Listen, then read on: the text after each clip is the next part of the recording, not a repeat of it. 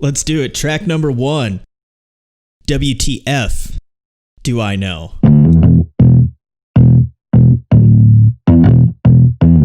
Yeah, so it really kicks off with a sweet little bass riff. You know, it definitely has a slight punk touch without being too heavy punk, and it's also a very clean recording. Very good mix without the bass. Yep.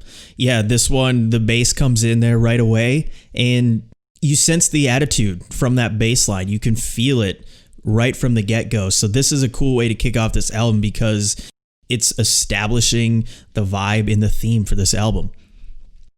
And just to verify, I looked up a couple different pictures. Yeah, the parental advisory thing is not on any other copy. So Spotify, grow up. Well, I'm using Napster because I'm doing my Napster trial. Oh, nice. Because I'm doing my different platform trial thing. So I'm using Napster, and it's also on Napster as well. So I'm curious if it must be the same across all streaming platforms. It probably must anything because it's like, well, we're selling you this, we're advertising this, we have to have it. That's probably what it is. Right. Cool. But no, this song kind of I'm loving, at 58 seconds in, it's got that little xylophone in the back.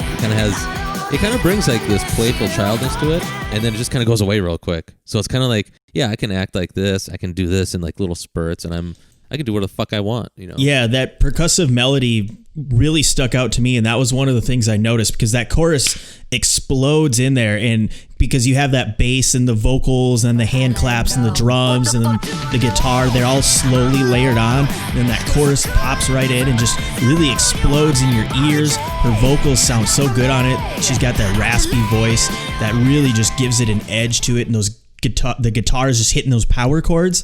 So that's kind of where your punk element comes in.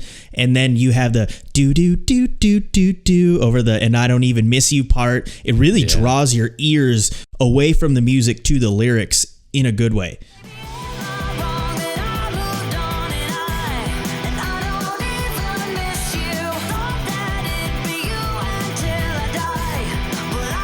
Yeah, I really like the delivery of the second verse here. It just really made me appreciate the lyrics a little bit more. It just like really stands out, trying to see the stars through a new pollution, think that I'm the problem, honey, I'm the solution. Just kind of, it really is just forward. It is, balls out kind of a thing where it's just like, fuck you, I like that attitude. And that's, the punk vibe is more like, I think lyrically throughout a lot of this album it's definitely punk in the lyrics. Yep. Yeah. And the lyrics, too, are highly personal throughout this entire album.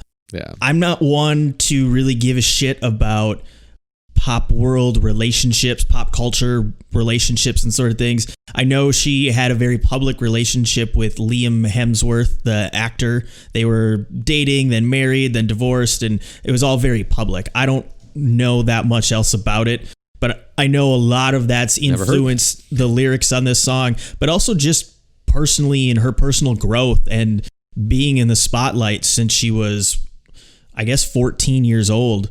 And all of this is coming together into this album, and you can hear that a lot throughout not just this song, but the entire album as a whole. Yeah. So that guitar solo that comes in at 2 minutes, again, that's kind of a change. You don't hear that a lot in pop music, but the first thing that stood out to me when I heard this song, Queens of the Stone Age. Ooh, that's a great call out. It sounds like the guitar solo from Little Sister. If you're familiar with that song, it does that similar kind of, but that's more like, it's hard to do a song when you're listening to another song. I think that's it. It's something to that effect, but really cool. Really brings out the rock element, and it's a 25-second solo, so it's not just like some little riff that gets repeated once or twice that you might hear in a pop song when they have a guitar solo. This one really jams out for a while, and then ends with that big ass drum fill at 2:24 into that final chorus. Man, it's rocking. Yeah, definitely. I kind of felt like early 2010s kind of a style guitar rock right there. So it's kind of like maybe like a feeling that she's always had that she's wanted to include it somewhere in a song, and it's just like, like, hey, let's get this sound, and so definitely a good call out for Queens of Stone Age kind of solo. Yeah, and that fits right in that 2010s time, because that's kind of when Queens of the Stone Age, early 2000s, 2010s, that's kind of when you were hearing a lot of them. Yep.